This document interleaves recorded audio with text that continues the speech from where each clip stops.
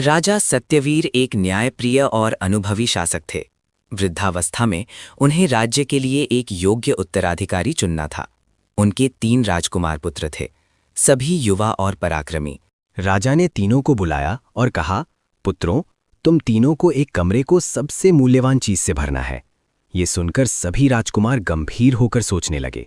पहले राजकुमार ने अपनी सारी जमा पूंजी लगाई और कमरे को सोने चांदी के सिक्कों और बहुमूल्य रत्नों से भर दिया। उसे लगा कि धन ही सबसे मूल्यवान है। दूसरे राजकुमार ने विशाल सेना और शक्ति को महत्वपूर्ण माना।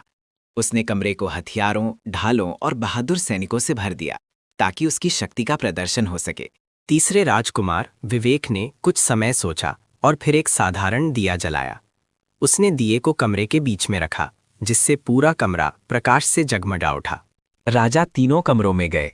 पहले 2 कमरों को देखकर वे मुस्कुराए, लेकिन जब वे विवेक के कमरे में पहुंचे तो उनकी आंखें खुशी से चमक उठी। राजा ने कहा, पुत्रों, धन और शक्ति क्षणभंगुर हैं। विवेक ने दिखाया कि ज्ञान का प्रकाश ही सच्ची मूल्यवान वस्तु है, जो हमेशा मार्ग दिखाता है। राजा सत्यवीर ने राजकुमार विवेक को अपना उत्तराधिकारी घोषित किया। पूरे राज्य में खुशियों की लहर दौड़ गई, क्योंकि सब जानते थे कि विवेक ही राज्य का सच्चा हितैषी था। इस कहानी से हमें यह सीख मिलती है कि सच्ची संपत्ति धन या शक्ति नहीं, बल्कि ज्ञान, विवेक और विनम्रता है।